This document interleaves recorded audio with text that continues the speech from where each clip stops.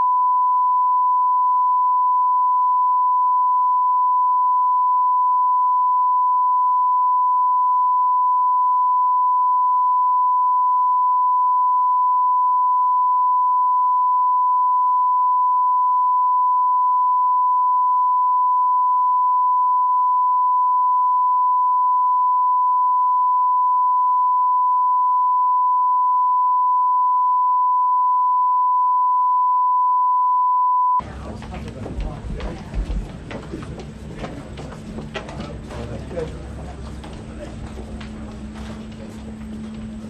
get a photo in first, please.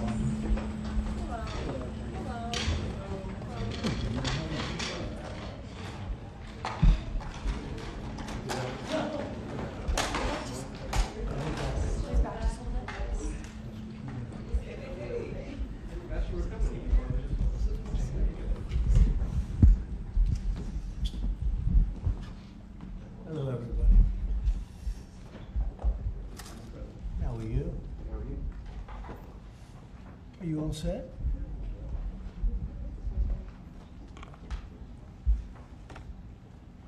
How are you? Thank you very much for being with us. It's a good time for this country, whether you have the hottest country anywhere in the world. I think you're hearing it from a lot of people, not just from me. We're doing very well in so many ways. And the gentleman on my right, we recruited him. We tried to get the best person. We got a man that you'll hear in a second has done an amazing job with respect to Social Security. He's running it, and he's running it like nobody ever even dreamt possible. And it's the 90th anniversary right now of Social Security. So today we celebrate that 90th anniversary of one of the most significant pieces of legislation ever signed into law, the Social Security Act of 1935, and we're going to make it stronger, bigger, and better. Really doing a job. In the campaign, I made a sacred pledge to our seniors that I would always protect Social Security, and under this administration, we're keeping that promise and strengthening Social Security for generations to come. You keep hearing stories that in 6 years, 7 years, Social Security will be gone, and it will be if the Democrats ever get involved, because they don't know what they're doing. But it's going to be around a long time with us. Very much, you'll be surprised to hear some of the numbers. I'm delighted to be joined by the Commissioner of the Social Security Administration, Frank Bisignano. Oh, in the world of business, in fact, I wrote some of the little things down that he's had an amazing. He was Chief Operating Officer of J.P. Morgan Chase. He worked for Jamie Dimon. And Jamie Dimon said that he was amazing.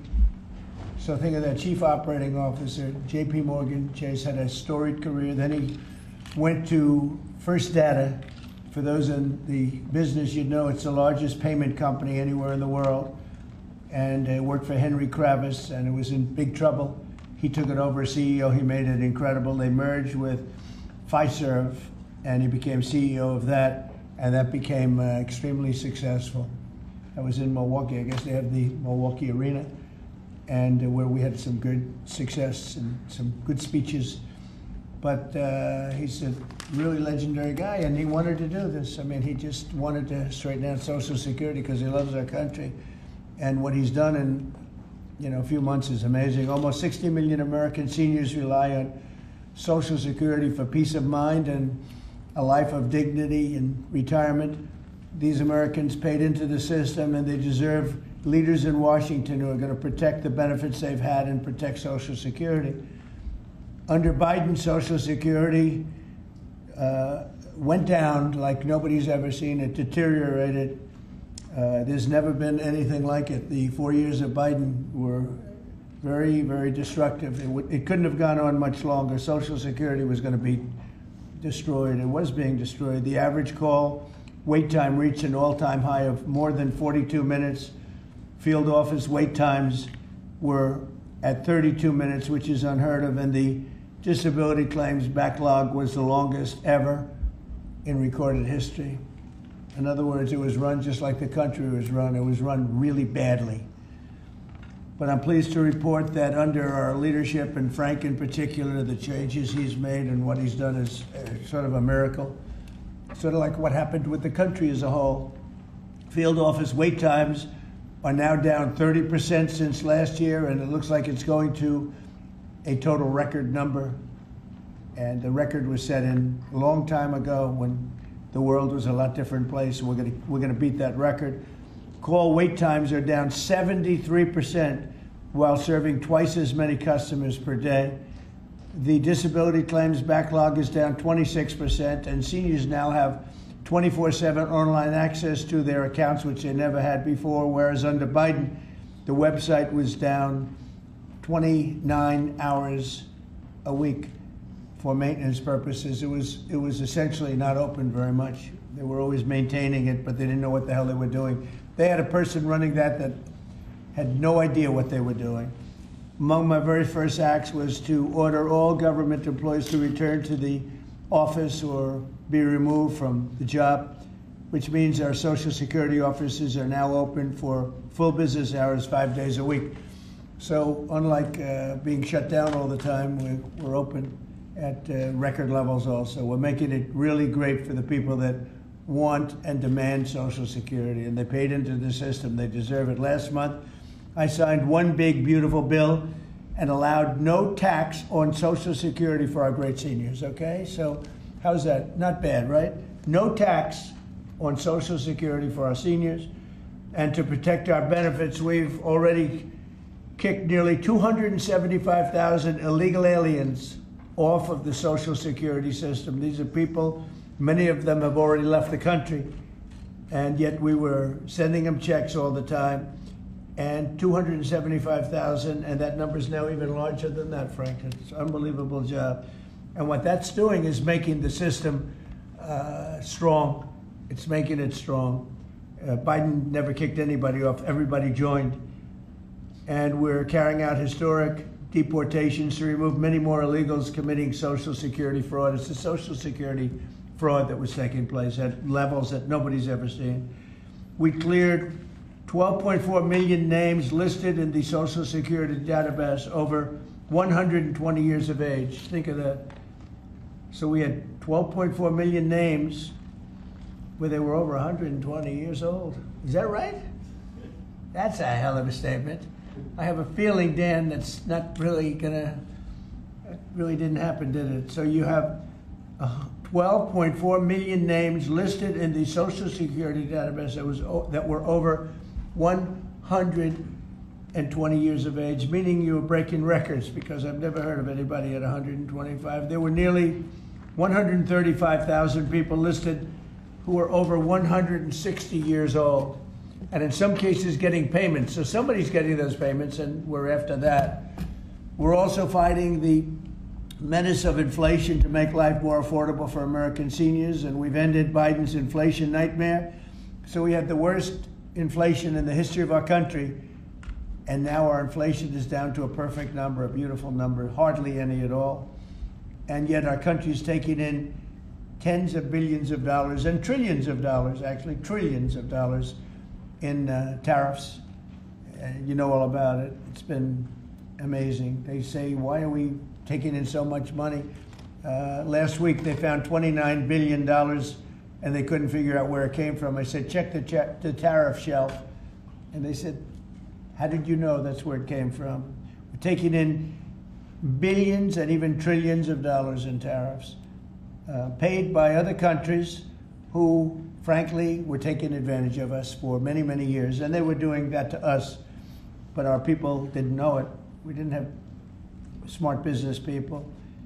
We've ended Biden's inflation nightmare and came in below expectations, and yet, again, this past month, we set records. Gasoline prices are way down, and really dramatically, as everybody knows, and energy prices have been going down, other than in certain states where you have Democrat-run states where they put windmills all over the place. Anytime you see a windmill, you'll say, well, they have bad energy costs, and it's happening in New Jersey. I saw that there's a revolution going on in New Jersey. They closed up a nuclear power plant, and they're raising electricity rates by 21, 22, and 28%, something like that. And you're going to have a new governor in New Jersey. I tell you what, you have a good man running in the Republican Party. He'll get them down. But what they've done is they've killed so many good sources of energy for very expensive windmills and lots of other things that don't work. 401ks and retirement accounts are soaring, and the stock market is setting record highs. Almost every day we're going record highs, and yet we're taking in hundreds of billions of dollars in tariffs. So it's turned out that Trump was right and they were wrong. A few smart people knew what was going to happen. A few of us were right. So we're going to keep the fighting going. We're going to make America's seniors every single day. We're going to fight for them. We're going to make them richer, better, stronger in so many different ways. But Social Security is like pretty much the one that we think about, and we love it, and we love what's happening with it. And it's going to be good for 90 years and beyond. Again, you were given only a short period of time. Social Security was supposed to be like down. Had they won the election, Social Security would have defaulted during Biden or Kamala's election, whoever they so chose, two beauties. And now what I'd like to do is ask Frank to say a few words. Again, this is a man with a really storied past. He's one of the most successful anywhere in the world. What he did at J.P. Morgan Chase and what he did for Henry Kravis and all of the others are like legendary stories. And he just wanted to do this. He's making about a tiny fraction, I would say, a tiny fraction of what you used to make. But he didn't care. He wanted to do it. He made a lot of money. And he said, I want to run that system. I want to put it back on track. And he's got an unbelievable talent over there. It's like a different place. So, Frank, would you say a few words, please? Sure. Thank you. There's less than 1% tiny fraction, sir. Is that what it is, less than one? That's a tiny That's fraction. an honor. It's an honor. It is an honor. And I'd like to start off by thanking the President for his tireless effort in running the country, in what he's done across the country, meeting every commitment. And, you know, I see it directly in the big, beautiful bill, the opportunity that it's brought to seniors. But his effort on every commitment, delivering against it, and delivering on world peace tirelessly. I'd like to also thank him for my opportunity. You know, he's teasing me, I'm teasing him about the economics of the job. But the reality is to serve 300 million Americans, which is what Social Security serves, is a tremendous honor. And him putting that faith in me and building what I believe, and I think I have a right to say it, is the best leadership team ever assembled in the White House and in the cabinet. So that's my great honor. So I come here and get the opportunity to serve the American public in a manner that I never imagined in my life. And what we found was the opportunity to fix a foundation. The reality is, people talk about 72 beneficiaries. I talk about over 300 million Americans with a Social Security number that we must protect through the system. And when you look at what we talk about in eliminating Social Security numbers that were live in the system, they could carry fraud through the whole system. So the first thing was root out fraud, waste, and abuse. But while doing it, the best way to be more efficient is provide more accurate payments and better service. And you heard the numbers. I think the most staggering number is that we had a website that was down 29 hours. This will be a digital-first agency, and we are building my SSA accounts. That's the digital account. And we have a bold goal of 200 million Americans to have a digital SSA account by the end of next year. It will happen. Just like we had a bold goal of single-digit wait time on the calls when they were at 40 minutes. And we did that. This is my 100th day. We did that within 90 days, right? Get the web up and running, bring technology to our field offices, use digital presence to answer and serve the American public. That's the job. When we do all that, then we'll really know the answer to if we have a hole, right? I was presented in my second week on the job with $18 billion in errors by the Inspector General. It was public. In less than a month, we solved $9 billion of it. So that's the type of swift action we can take, right? You see the things like the big, beautiful bill for the seniors. You see better digital services. You see field office wait times down. If you make an appointment to have a field office visit, it now happens in 6 minutes. Unprecedented. We are serving more people and delivering more than was ever delivered before in a manner with the highest possible quality, and we've just begun. You should expect this to be a great digital-first agency. My commitment to make this happen is as deep as the President's commitment to make the world a great place. And you see the fabulous job happening here across America and what he's doing in the world. You should expect Social Security, just like the President. I thank him for making America great again. It's happening. Social Security will be great again. You have my commitment. Thank you, Mr. President. Thank you very much, Frank. I'm going to sign the new proclamation, please. Sir, this is a proclamation both commemorating the 90th anniversary of the Social Security Act, the signing of the Social Security Act, and also the incredible accomplishments of your administration fixing and promoting and safeguarding Social Security. And it also obviously mentions the fact that as part of the One Big Beautiful Bill, a vast majority of our senior citizens are no longer paying taxes on their Social Security benefits, as you promised in your campaign and as you delivered for the American people. That's a big factor, isn't it? Huh? Yes, sir. That's great. I think they're very happy about it, too. They're very happy about a lot of things. Good job, Frank. Thank you, sir.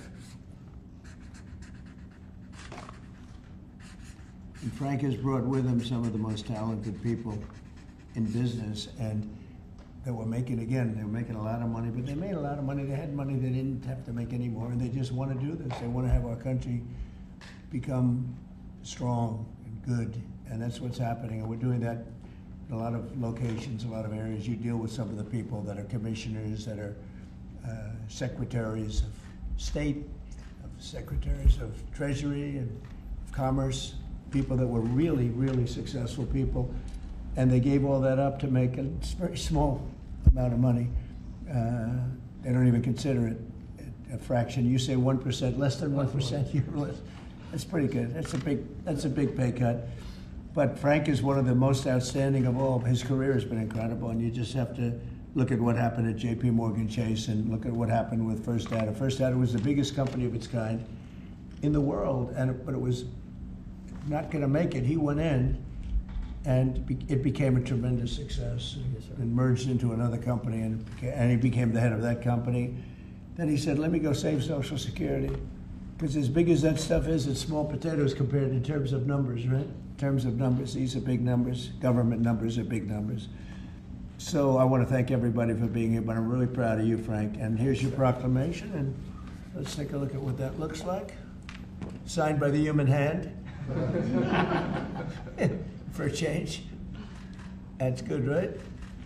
Do you have any questions for Frank? How about questions for Frank? Mr. President. For Frank? Mr. President? Yes, on Social Security. Please. First and foremost, this was a major campaign promise that you had for 2023. It was one of the first Agenda 47s that you put out. It was titled, We Must Protect Medicare and Social Security. Why was this important for both of you to get done, and given the fact that it'll impact millions of lives? Well, it was very important to me because I knew how Social Security, I've been hearing about it for years, long before I came to office, that it was really going to die very shortly, and I had to put somebody outstanding in. And we were talking. I was talking to him on a business sense once, and I said, "This guy's amazing." And he said, "I'd love to help you with Social Security because it's sort of what he does. You know, he takes troubled entities and turns them around." And he did some of the biggest messes in the world, and Social Security in a certain way, I guess, you reported it all the time. In 4 or 5 years, it's going to go bust, but not anymore, it's not. And he's got it turned around so well. The proclamation helps. All of the things we've done help. And he's finding such tremendous fraud where we have illegal aliens. We have people that don't even exist on Social Security now. They don't exist. And what it does, it makes it totally secure and powerful for the people that are on it and need it. And We're very proud of the job he's done, one of the best. Mr. Kara President. Castro from Lindell TV. How are you today, sir? Democrats like Bernie Sanders and Elizabeth Warren continue to peddle the lie and the claim that you're trying to cut Social Security, despite your repeated promises to protect it. Why do you think they keep pushing this misinformation and literally terrorizing the elderly in America that sadly keep watching the very misleading mainstream media? I love your question. I should have called you almost first, but I love his questions also, always. But it's such a good question. It's so vicious what they do. Elizabeth Warren said she was an Indian. We call her Pocahontas. She's a liar. She lied her whole career. Based on the fact that she was an Indian, she was able to get into certain colleges, get certain jobs, get into certain universities to work there. She's a liar and a mean person. She's a nut job. I watched her the other night. She's all hopped up endorsing a communist in New York City. And she was all excited and jumping up and down. She's got to take a drug test. She really does. She's got to take a drug test. There's no way somebody can act that way and be normal. What she's done to our financial institutions, she destroys people.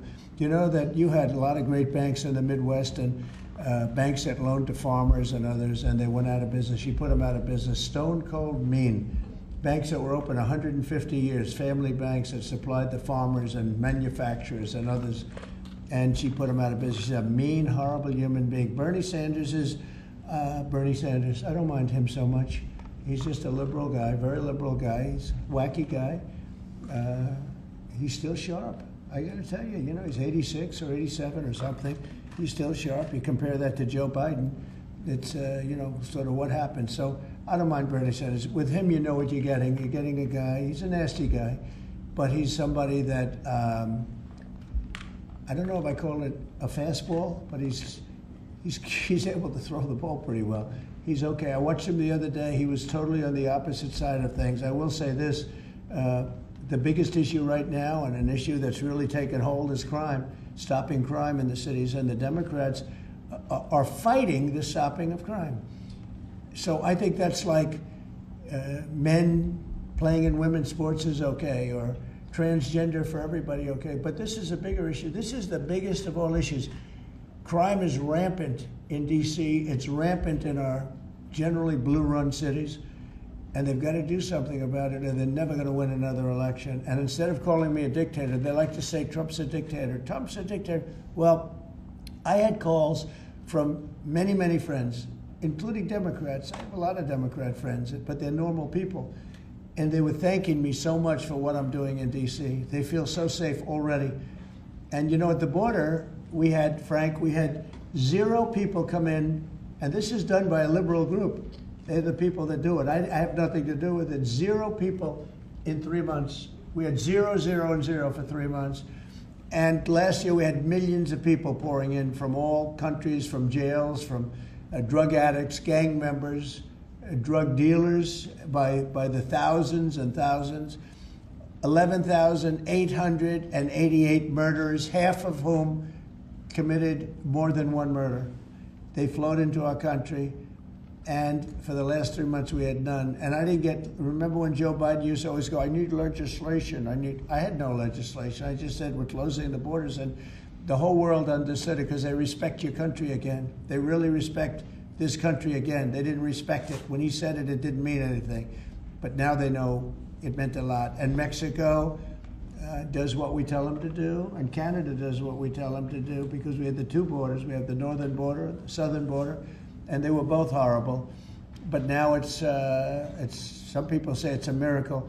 Well, what Frank has done with Social Security also is something very special. But what we're doing with crime, which will be your next question, I guess, that's because everyone's they're afraid. Half of the people here, maybe all of the people here, most of you live in D.C., you are petrified to go out. And you're liberal, and if you're liberal, you're going to have to change. You're Democrats, you're going to have to change your ways. So we will have crime under control very shortly in D.C., but they're record numbers. And sadly, what I guess the mayor did, but whoever it was, they asked the numbers to be fudged so that it would show less crime than the fact. The fact is, it's worse than it's ever been, and we will have it just like we did at the border, where with borders are totally in great shape right now, the best ever, record-setting shape. we'll have the crime situation solved in D.C. very soon. And we're also going to beautify the city. We have a beautiful city, but you can't have graffiti, and you can't have roads with potholes, and you can't have the medians, the dividers in the roads falling down on the street. We're going to be beautifying the city, making it really beautiful. We're going to be getting the criminals the hell out of here. We don't want the criminals in Washington, D.C. Mr. President, one on your Putin meeting and then one on DC crime. Are you prepared to offer Vladimir Putin access to rare minerals to incentivize him to end the war? We're going to see what happens with our meeting. We have a big meeting. It's going to be, I think, very important for Russia, and it's going to be very important for us, and important for us only that we're going to save a lot of lives. Look, we have, we're not paying any money, as you know, to Ukraine. We're supplying equipment. We're being paid 100% plus for that equipment by NATO. And I got NATO up from 2% to 5% of GDP. They now have billions of dollars. NATO is a very rich group of countries, and we make the best military equipment anywhere in the world by far, and they're buying our equipment, and they're paying 100% for the equipment, 100%. In fact, they owe us about $2 billion now. They're going to send a check. Another one was sent recently for $1 billion. So we're not spending any money anymore. Biden gave them $350 billion, got nothing for it. And if you look, and by the way, we also signed a rare earth deal where we get, years of rare earth to get our money back, the money we spent. But what I'm really doing this for is to save thousands of soldiers a week. You have Russian soldiers, you have Ukrainian soldiers, and then you'll have missiles dropped into various cities and towns in Ukraine. And they're losing last week they lost 7,251 people, mostly soldiers, Russian and Ukrainian soldiers. I'm doing it for that reason. We have a meeting with President Putin tomorrow. I think it's going to be a good meeting, but the more important meeting will be the second meeting that we're having. We're going to have a meeting with President Putin, President Zelensky, myself, and maybe we'll bring some of the European leaders along, maybe not. I don't know that it's going to be very important. We're going to see what happens. And I think President Putin will make peace. I think President Zelensky will make peace. We'll see if they can get along. And if they can, it'll be great. I've solved 6 wars in the last 6 months, a little more than 6 months now. And I'm very proud of it. I thought the easiest one would be this one. It's actually the most difficult. We had one war raging, as you know, for 37 years. One in the Congo with Rwanda was raging for 31 years. We solved 6 of them, made peace, not just solved them, we made peace. If you look at Pakistan and India, planes were being knocked out of the air. 6 or 7 planes came down. They were ready to go, maybe nuclear, we solved that. I thought this would be maybe an easier one. It never made sense, this war. It would have never happened when I was president. If I were president, this war would have never happened. But millions of people have been killed. And I'm there for one reason, to see if I can solve. This was Biden's war. This isn't my war. I want to see if I can stop the killing. Yeah. Rare earths, do you plan to offer him access to that at all? We have great rare earth. We made that as payment for all of the money that we've spent so foolishly in Ukraine. We spent $350 billion. Now Europe spent $1 billion. That's a lot of money. They spent $100 billion. That's a lot of money, but we shouldn't be spending a lot more money than them, and they understand that. And I think that's maybe why we're not spending money anymore. We're not spending any money. They're paying us for everything. So people are shocked when they hear it. They don't even understand. They don't even write about it.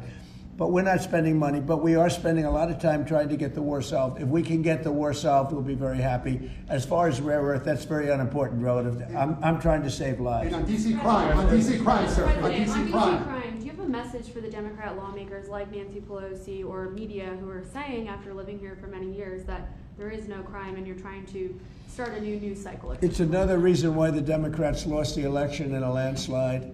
They lie. It's just lie. Look, the crime is very bad. I think they'd be much better off saying, we want to help President Trump with the crime because it's an epidemic. It's a tragic situation. It's the worst it's ever been. And we want to help President Trump with the crime, as opposed to, he's a dictator. He's a dictator. people are so happy to see our military going into D.C. and getting these thugs out. As you know, we arrested a lot of people yesterday. We arrested a lot of people today. We're getting people that have arrest records that you wouldn't believe. 28 arrests, 15 arrests, brutal, brutal people. And we're going to have to do something about this cashless bail, because people shoot somebody, they kill somebody, and they're out on the street in less than an hour. Now, that's when it's all started in New York, in Chicago, Los Angeles. You take a look. If we didn't go to Los Angeles to help this incompetent governor and a mayor that doesn't know what the hell she's doing, if we didn't go to Los Angeles, you wouldn't have a big part of it burned down. The other part of it would have burned down too. You would have not had, I don't think you would have been able to have the Olympics. We have the Olympics. I have a lot at stake with that because I'm the one that got the Olympics. I got it in my first term, and I was saddened because I got it for what would be my third term, okay, which turned out to be second term. And the Olympics, it's a great honor, but I felt badly because I said I won't be president when the Olympics came. Well, through circumstance, I am president. I want to make sure the Olympics is great, the World Cup is great, and the 250, maybe the most important of all, is the 250-year celebration is great. So what's happening is we will work very hard. You would not have had, I don't believe that if I didn't send in the troops, I don't think you would have had Los Angeles in condition to have the Olympics. I think you would have had to tell them, I'm sorry, you're going to have to go someplace else. And if you look at the police commissioner or the sheriff, he said, we really needed them. Thank God they were here. We really needed them. That was the first 2 or 3 days. After we solved their problems, then he said, well, I think we could have maybe done it. No, he was told what to say. He said, you go back to your files and see what he said. He said, thank goodness they came.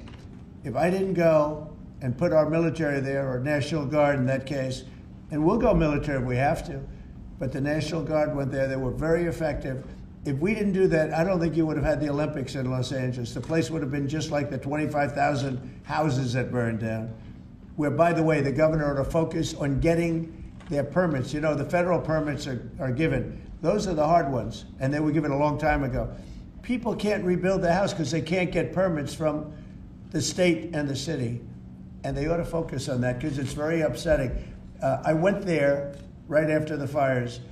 I walked the streets and I met a lot of great people that want to rebuild their homes. We took care of it from the federal standpoint, but they're not taking care of it from the city, the mayor and the governor. They're not getting their permits. They can't build their houses. Mr. President, on DC crime. Go ahead, please. Mr. President, thank you. Do you think this summit and the incentives for peace you are putting on the table could end up rewarding Putin for his invasion of Ukraine? And what kind of signal do you think that could potentially send to other aggressors? No, I don't think it's a reward. I think that what we have is a situation that should never have started, should have never started. It didn't start under me, and for 4 years it wasn't even discussed.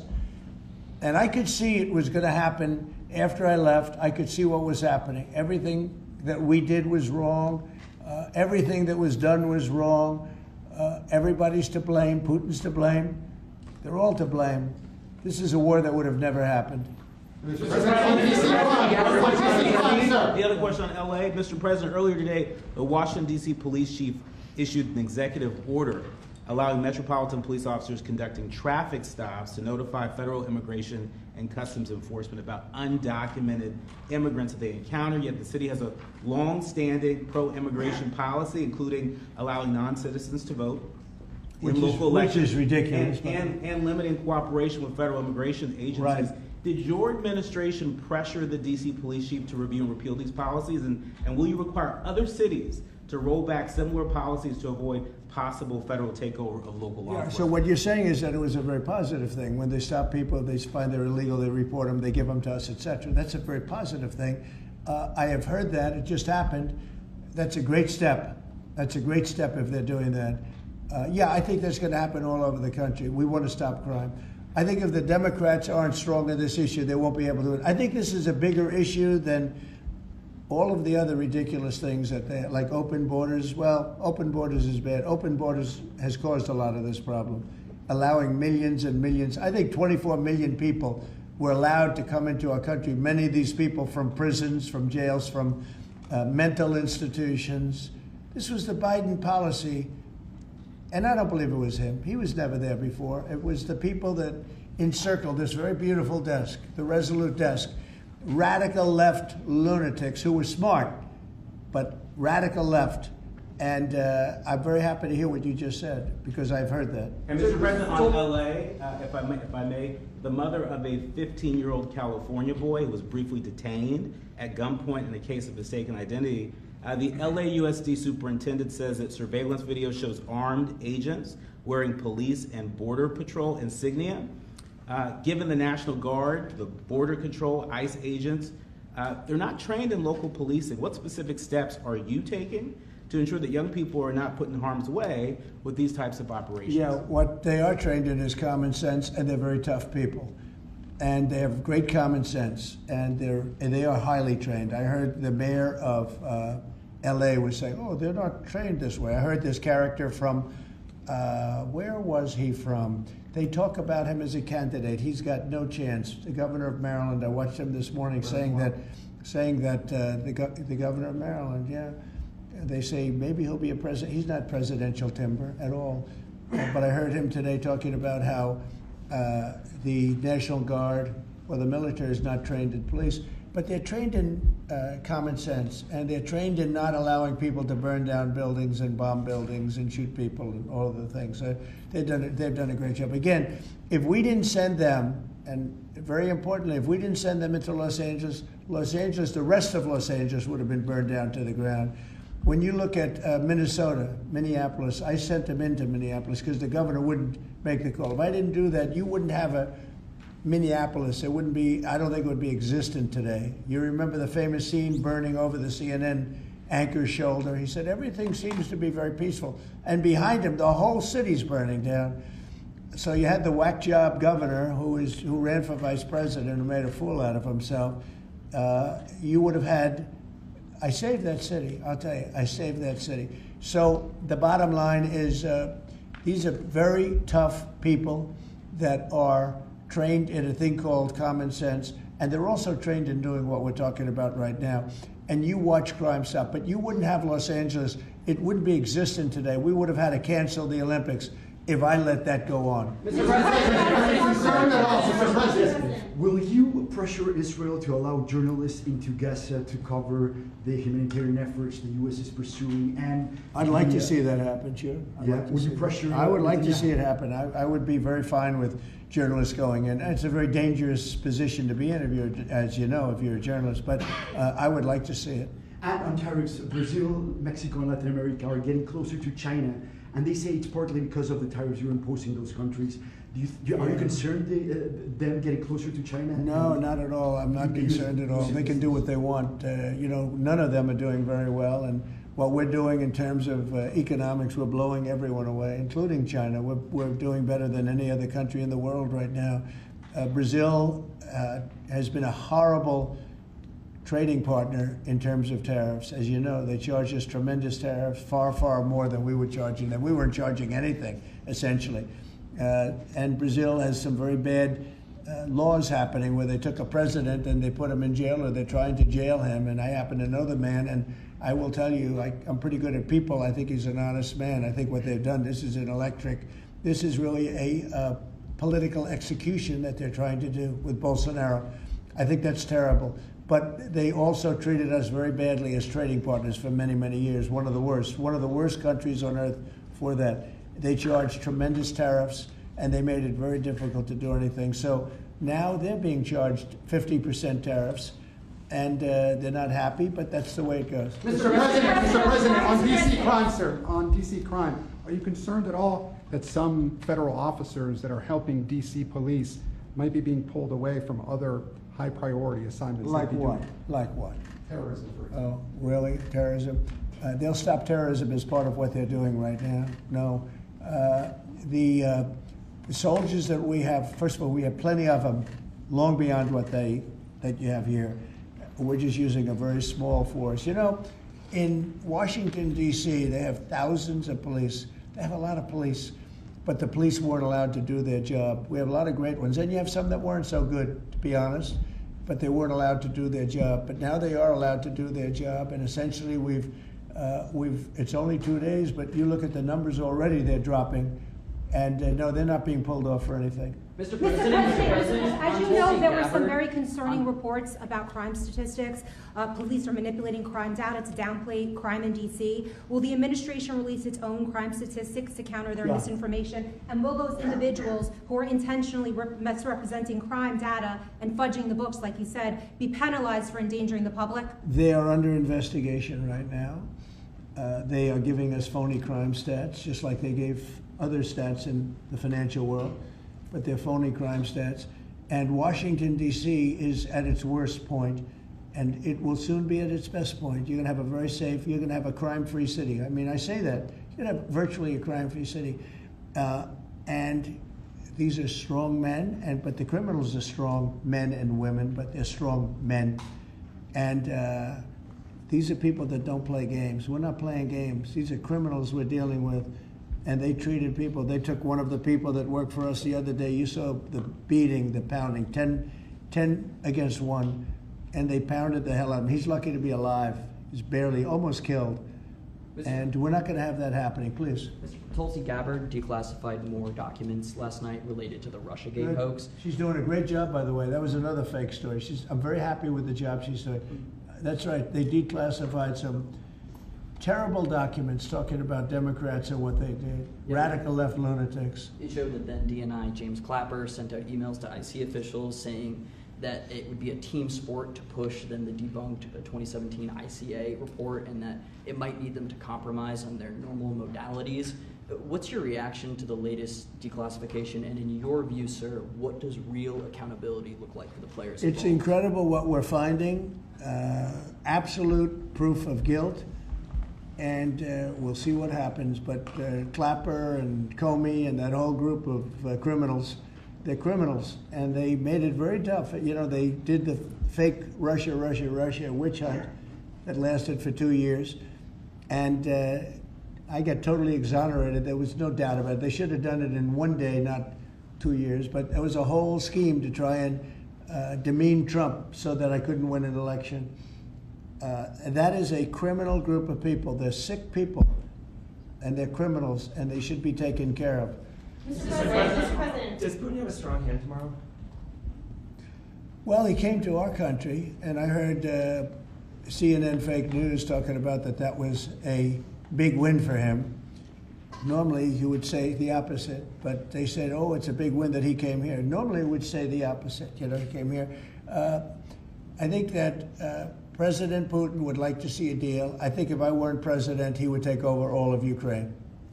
It's a war that should have never happened. Mr. President. If I weren't president, in my opinion, he would much rather take over all of Ukraine. But I am president, and he's not going to mess around with me. Mr. President, on Russia, Mr. President, would you support or agree to reducing NATO troops in Europe, in countries like Poland, in order to get Russia to agree to a peace deal?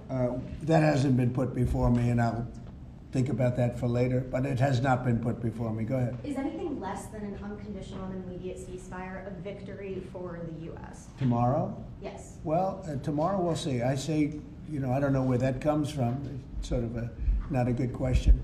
I would say that tomorrow, all I want to do is set the table for the next meeting, which should happen shortly.